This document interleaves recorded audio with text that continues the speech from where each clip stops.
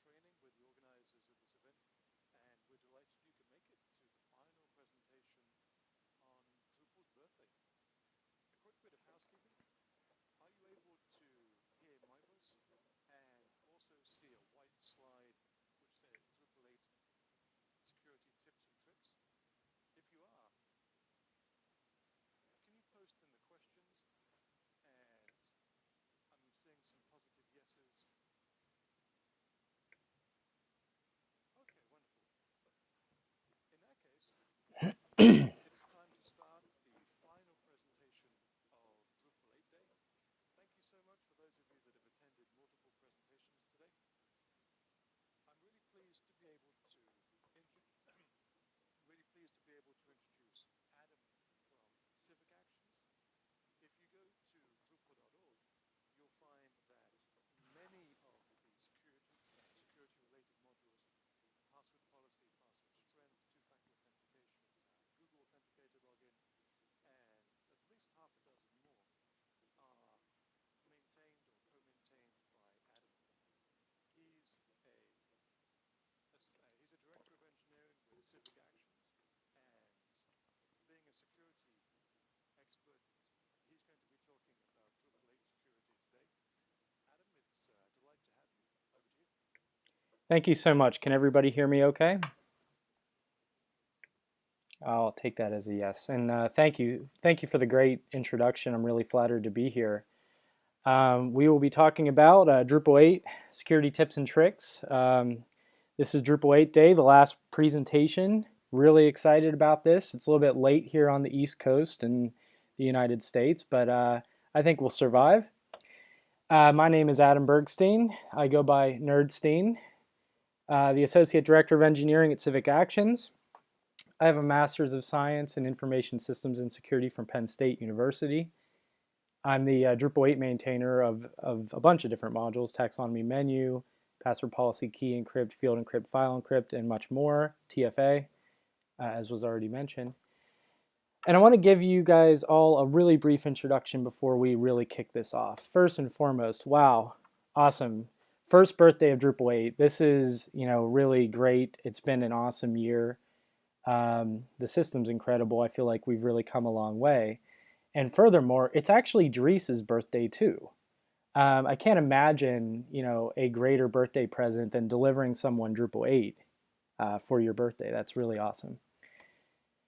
So Drupal 8 is only 1 year old, and I still feel like we have so much potential to grow and evolve as a community around Drupal 8.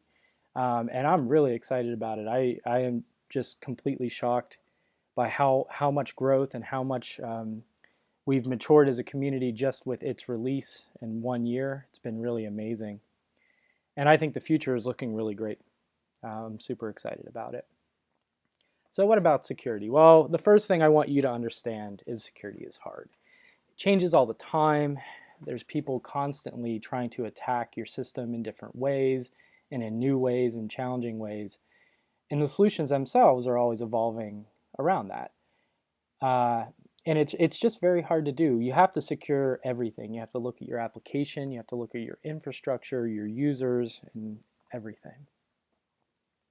But one of the key things to understand is you need to evaluate the problems that you are trying to solve. I talk a lot about different solutions in this presentation, but I want to make sure that everybody doesn't just go and enable the modules, because I'm not really confident every module meets everybody's needs. I don't think that's the case. So look at the problems that you want to solve and see which ones meet your needs. So let's give a little bit of an overview of what we're going to talk about. We're going to look at Drupal core and what it provides for security techniques and tips and tricks, some hardening practices, auditing, authentication, encryption, a little bit about DevOps, some environment related issues, and we're going to take questions at the end. So let's dive right in. Let's take a look at Drupal core. First and foremost, we have to acknowledge the fact that Drupal 8 core has many new features that impact and help improve security. And I'm very happy about that. So let's take a few minutes to evaluate some of these features. I'm not going to cover every single thing that was released with Drupal 8 core, but just a few that I think are really important. First and foremost, let's take a look at Twig. So Twig really affords some incredible security practices here. First and foremost, there's auto escaping of all variables passed to Twig templates, and we've eliminated the need to have custom PHP inside of these templates. So basically, the themes that we do now are infinitely more secure because of this technology.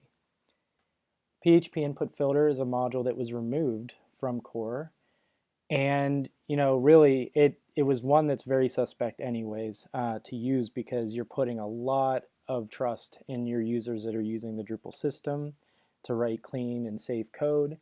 And so basically we've eliminated a vulnerability by entering custom PHP code through the Drupal administrative interface. Trusted hosts. Trusted hosts help to associate your Drupal system with a specific domain. And why that's useful is basically it enables some mediation that enables Drupal to be smarter about when it receives different requests from maybe another domain. And that can also help prevent spoofing, or help to make sure that Drupal knows it's communicating with the proper domain. And new development constructs. This is pretty big. So Drupal 8 core provides a lot of new constructs that we need to discuss to make sure that we understand how they could be used in the security world.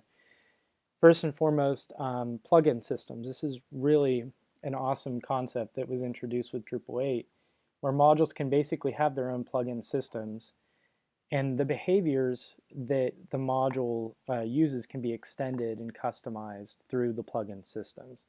So basically, anytime there's a tool that's built or a module, it can support an API that has the ability to be customized and support more diverse use cases that can be extremely, extremely useful in the context of trying to use the core of what a module provides, but then extend it or change it for specific behaviors or needs.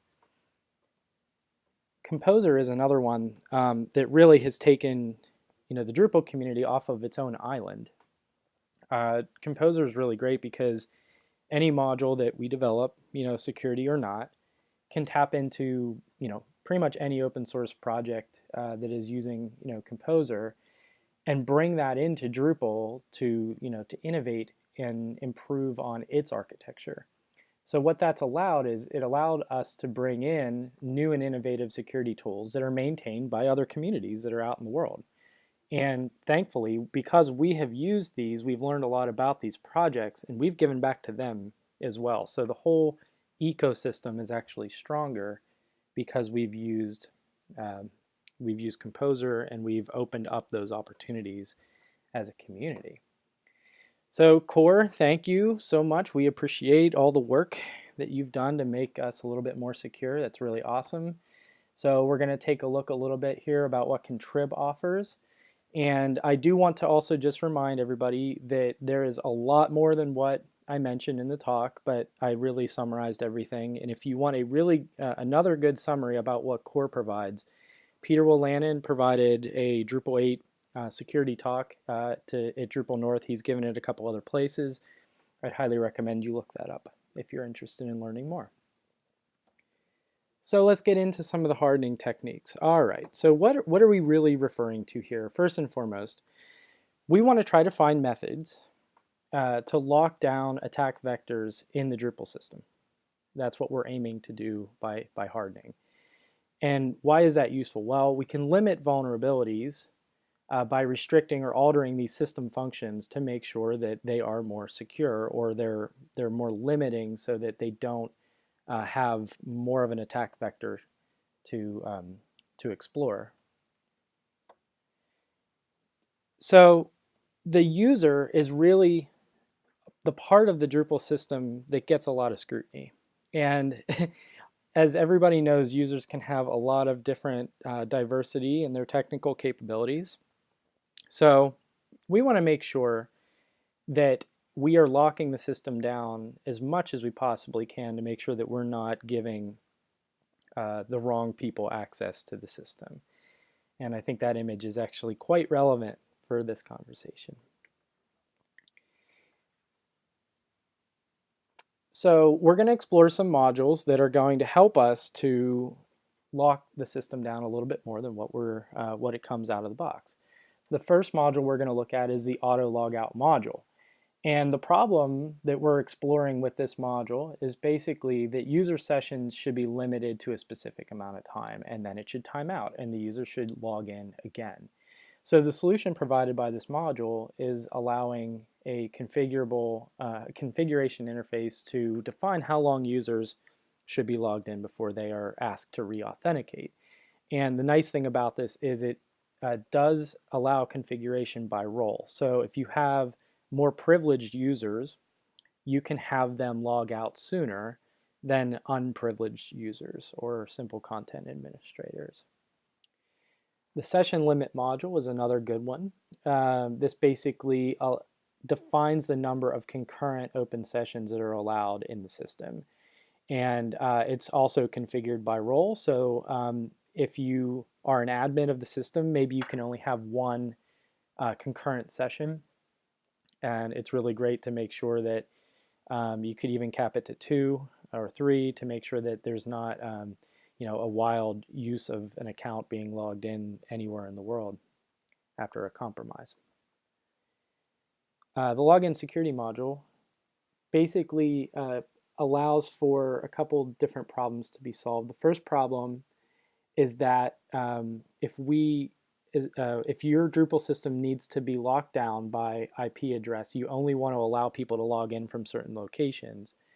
That's one problem that it solves. The second one is around flood control. Basically that if you have an invalid login attempt, it should be capped at a specific number of attempts. Now I want to be clear that after Drupal 7, Drupal comes out of the box with flood control. I think it allows for 5 invalid attempts and then locks people out for, I think, an hour. But this extends on that, basically allowing configuration so that you can avoid brute force attacks and provide better restrictions for how people can log in. The SECKIT module, very popular.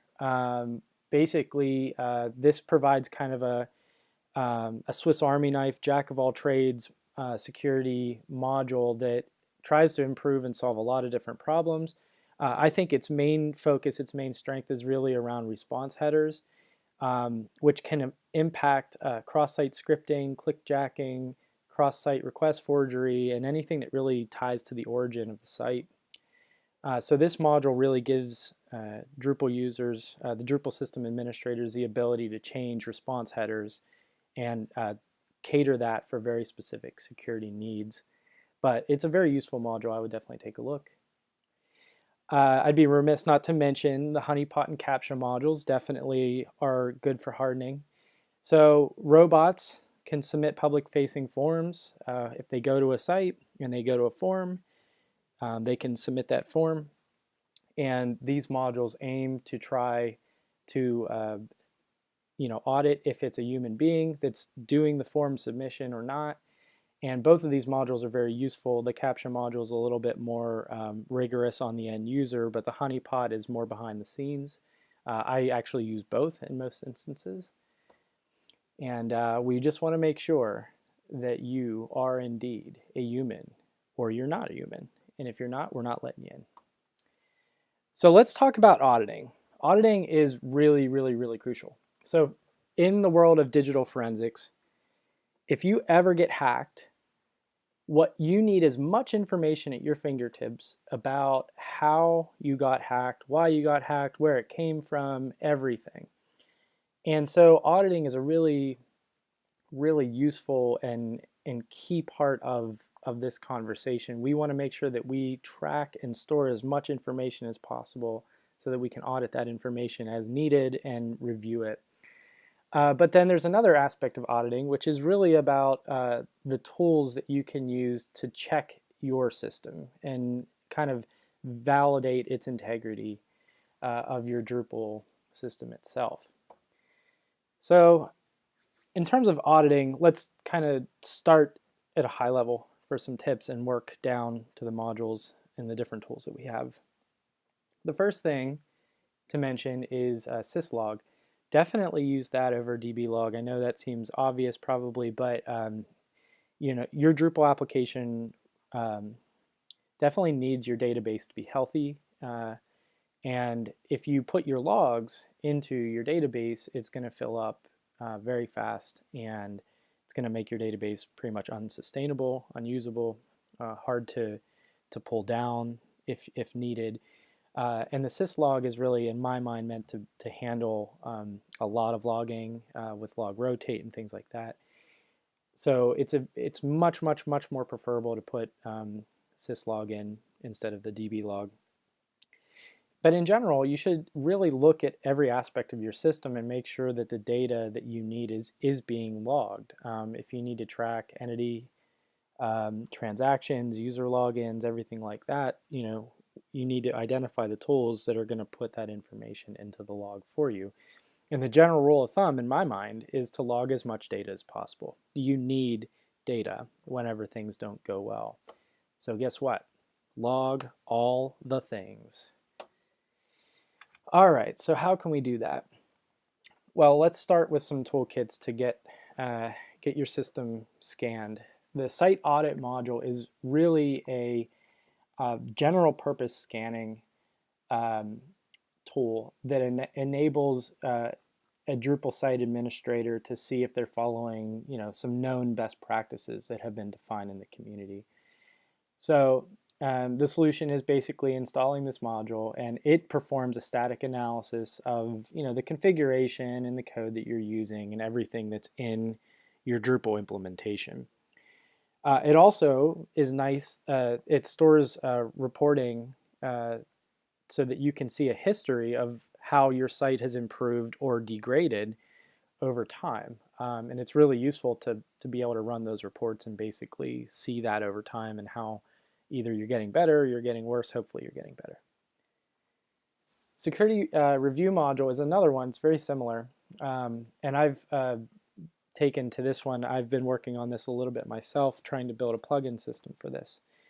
But the main problem here is, can my system be evaluated for known security best practices? The solution is installing the module, and it performs an analysis of your Drupal system against a known set of security implementations or recommendations. And just like the site audit module, basically it stores reports, and you can look at that historically. With both the site audit module and the security review module, I want to reiterate or mention that it's really just trying to give you a general set of recommendations. It may be relevant to what you're doing, it may not be, but these are things that, like, you know, the best practices have bubbled up, and they're trying to at least make you aware of them. Login history. This is a module that enables more data collection about the users that log in to your Drupal system.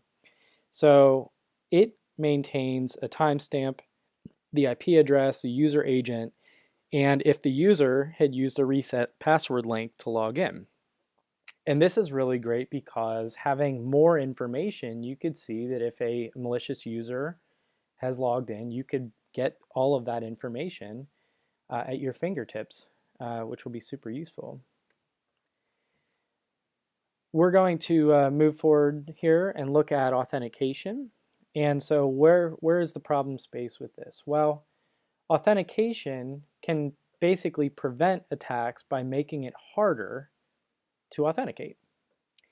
And so approaches that, you know, people kind of get a little bit annoyed by these things, right? So they might be viewed as an inconvenience to users, but I think you have to ask yourself, what's more important? Do you want a breach or a hack?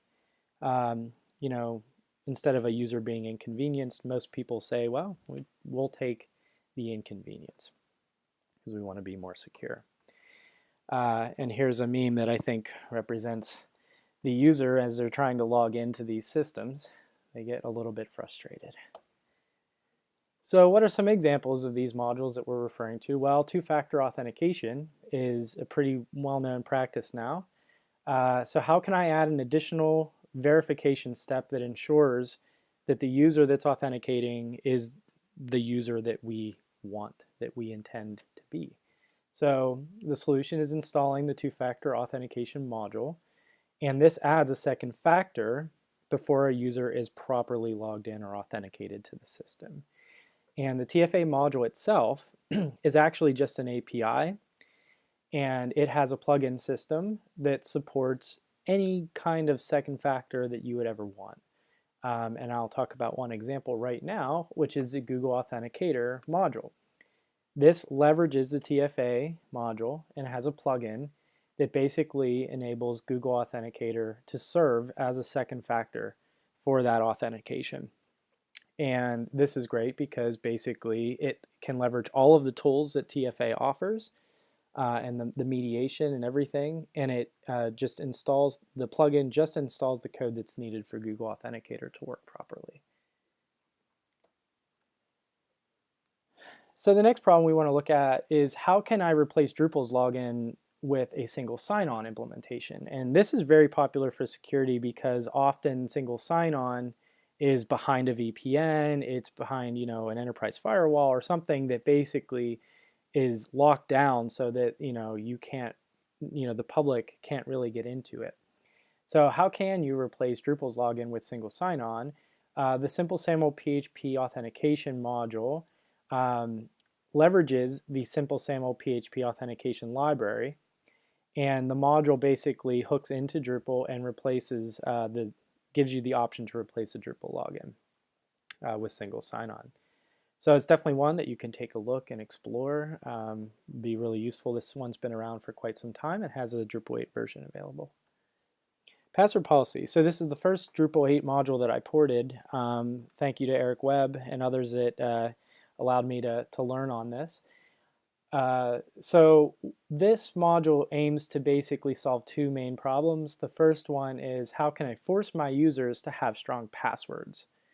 The second problem is basically how can I force users to reset their password after a given duration of time? And so the password policy module aims to do that. It provides all the enforcement techniques and a basic set of rules as submodules for ensuring that passwords are very strong, and also gives you the ability to define how long until they're expected to be reset. The password policy module also has an API that enables you to put in your own custom rules for validating whether a password is strong or not. And one example is the password strength module. The password strength module leverages the API provided by password policy, and it brings in an external library called XCVBN. And all that basically does is it takes a user password and it provides a rating, you know, from 1 to 5. It's very simple. It's like a scoring system that evaluates the strength of a password. And so password policy can take that and write a rule around that and say users must have a rating higher than 3 or higher than 4 or higher or equal to 5. And so that rule helps to use the XCVBN library to make sure that users have a high rated password. Let's explore encryption a bit. We're going to start by trying to focus a little bit on the Drupal application. We'll get into the infrastructure a little bit more later. But where's the problem space with this? So encryption includes two primary areas, one being data at rest and the other being the communication channels.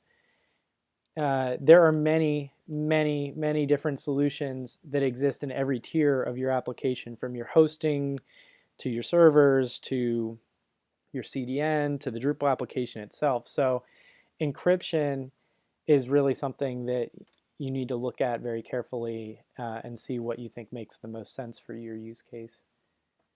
So what are some general tips that I have found to be really useful? Well, first and foremost, you should always approach this from an infrastructure first approach. The lower in the stack that you apply encryption, the more secure it will be. and it's better in my mind. We also, it's pretty well known to, use full HTTPS and SSL for all web traffic in the data channels. And if you do have the ability to do this, definitely evaluate full disk encryption from your hosting or cloud provider. This is a really good way to easily turn on data at rest encryption. So let's look at some of the Drupal solutions that do this. The key module is one that Rick Hawkins and I developed for Drupal 8. And the problem that we were trying to solve is we basically wanted a secure way to manage system and API keys. Basically, anytime you have a key, we want to have a really good construct for managing that key, storing it safely, things like that. And the solution, so the key module, basically, we have an API that makes it extensible. And we have a lot of common options and operations for storing and retrieving these keys that you maintain through the key module. The encrypt module basically it works very closely with key. Believe it or not, most encryption algorithms need hashes and things to function properly. So those are stored typically within the key module, and the encrypt module supports that very elegantly in my mind. But this is another module that Rick and I tackled. So the main problem here is we wanted a way to encrypt and decrypt Drupal application data. That's all we wanted to do, is just focus on that use case specifically. So encrypt itself provides an API, a set of common algorithms, and the main utility for encrypting and decrypting information. The API is really useful for the encrypt-based modules. So we have many, many different modules that leverage the encrypt module, and they work with its APIs to extend the behaviors. So some instances we have different algorithms, like Real AES is a module that installs AES-driven algorithms for the encrypt libraries and operations. The diffuse module is another one that is really popular and super useful because it supports streaming, which is really useful for files, and we'll get to that in a moment. Another two modules that I've actively ported and worked with others to help port are the field encrypt and file encrypt modules, and these are really specifically focused on application data in Drupal. Field encrypt focuses on entities and their fields and their metadata, and file encrypt focuses on specifically the file entity and the file system and making sure that all the files that are uploaded are encrypted and the names are encrypted. But one of the really cool things is that in the Drupal 8 version, thanks to Daniel Weiner, we basically are able to support streaming through the diffuse library. So we now support really large encryption needs for files and can do that through streaming technology. So it's very performant. And we also, the encrypt module we've seen, there's a Google Summer Code project that I helped sponsor called the PubKey Encrypt, and this is a very specific use case where we're making use of the OwnCloud encryption process within a module to enable user-specific encryption, which is called public keys, kind of like if you imagine SSH. So that is something we built into Drupal, and it's a pretty neat concept that leverages the encrypt module. And our goal is to live long and prosper. Thank you, Mr. Spock. All right, so let's take a look at DevOps. That's the next section here that we want to get into. Alrighty, so kind of a bold claim here, not really. Your DevOps processes are super critical for making sure that you are proactively securing your system and making sure it's healthy over time. All right, so what are some general tips? Let's take a look. Well, first and foremost, we need opportunities to mediate the code that changes throughout the system. And we also need the ability to revert when things don't go well. So we want to make sure that we're using code repositories And we want to make sure we're using a pull request driven model or something like that, or merge requests if you're using GitLab. And make sure someone's reviewing your code. And if you're just installing different contrib modules or installing code that's been used very frequently, you don't need to scrutinize that, in my opinion, quite as much. A lot of that gets scrutinized through the community. But I would be paying extremely careful attention to any custom code that you've written to make sure that that's not opening up new vulnerabilities. You can also tag releases to make sure that you're isolating changes, and that all is pretty elegant in the code repositories. And make sure that you're updating core and your contrib modules and your themes and your JavaScript libraries, everything. Make sure you pull in updates on a regular basis. That is so critical to making sure that your site remains secure. And, you know, this is kind of pretty well known, right? But automation really helps to avoid manual mistakes, and I highly and strongly recommend that you do what you can to leverage tools like Drush to script, you know, the things that you want to automate, whether it's your releases or your code scanning or anything that you need to do to ensure that you're maintaining the system effectively. Do it and try to automate that so that it's predictable and it works consistently. Automation. Yeah, exactly. So let's look at some modules that assist with DevOps. We already talked about Drush, so we're going to move past that. The coder module in Drupal, basically the problem that we want to solve is I want to scan my code for best practices that are defined by the Drupal community. Well, the solution is the coder module ships with PHP code sniffing extensions for Drupal 8 to make sure that your code follows the community conventions. And this is super important, especially for security, because it makes sure that the code that you're writing follows these conventions and people can easily understand it and pick it up and run with it. The hacked module, and this is a really, really good one to make sure that you're running. So the problem is I want to make sure that core and contrib have not been tampered. And it is a best practice to make sure that people don't go in and directly edit core or contrib. You can use patches, right? But you shouldn't really be touching anything core or contrib related. You can code around it using APIs, and that's the recommended approach. So the solution here is the hack module basically scans all your code to identify differences that are in your solution compared to what is found or offered by Drupal.org. So this gives you and isolates all of these changes that are super critical for making sure that you're following that best practice and doing so effectively. Okay, the backup and migrate module. So the problem that we want to solve with DevOps here is I want regular backups of my system, and this is really useful in case if you ever get hacked, you want to be able to restore, you know, a good copy of the site, your Drupal application. So the solution here, the backup and migrate module, allows you to perform regular backups. It can integrate with Drush, and this can be really useful for when you need to do restoration if that ever happens, if your system ever gets compromised, which hopefully it doesn't. That's the ideal. So lastly, we're going to take a look at some environment fixes here and some things that tips and tricks in the environment space. There's not a lot. This is not necessarily my area of expertise. We have a lot of folks in Civic Actions that are very, very strong in environment and cloud technology, but I'm going to pretend that I am for a moment.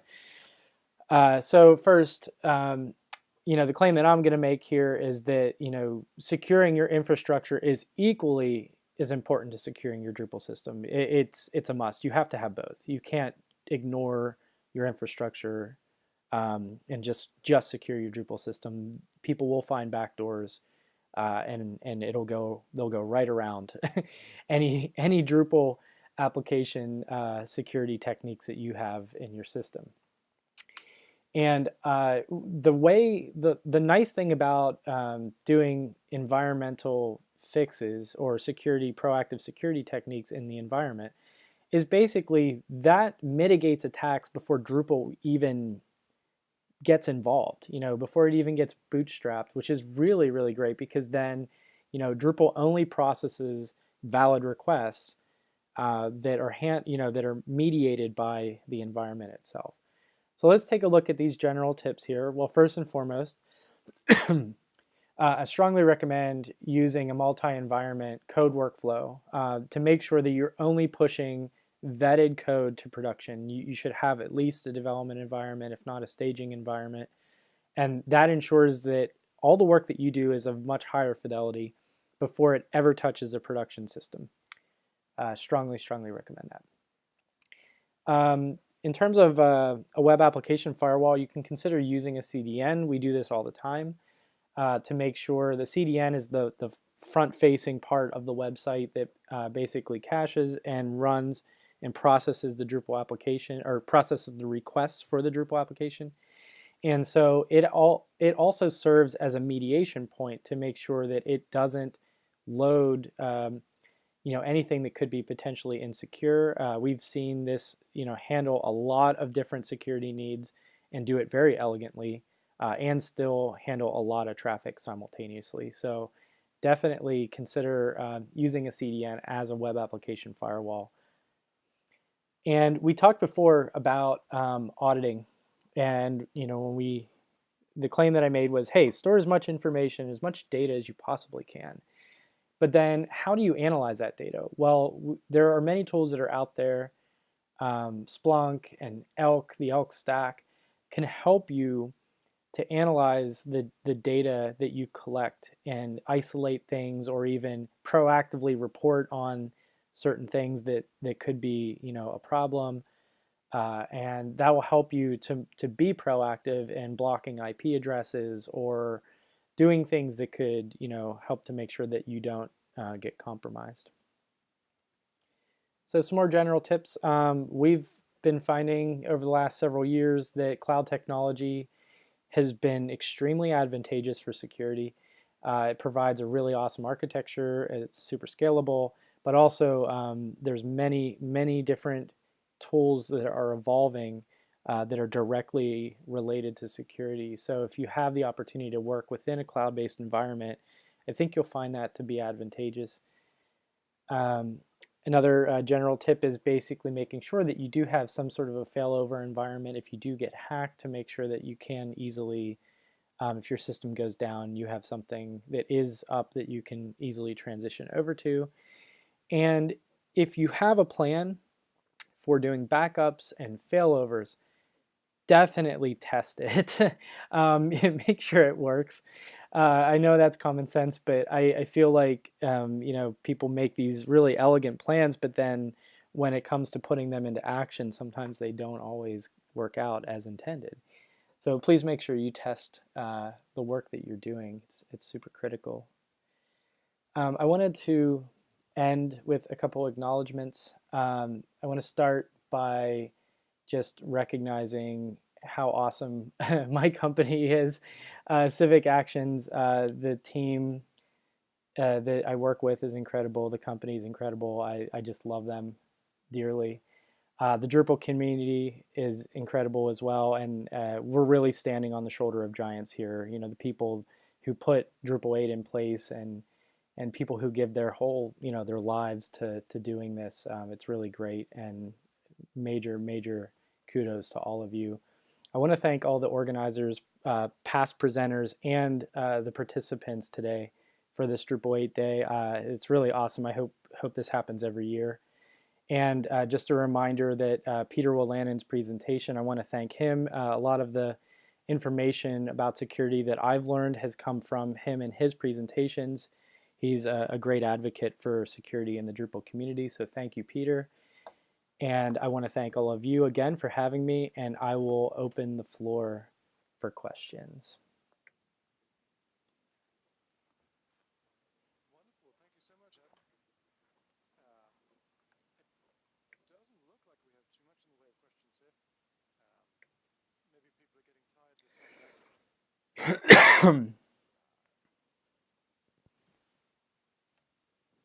There's one question: do we have to use all of these mentioned modules? I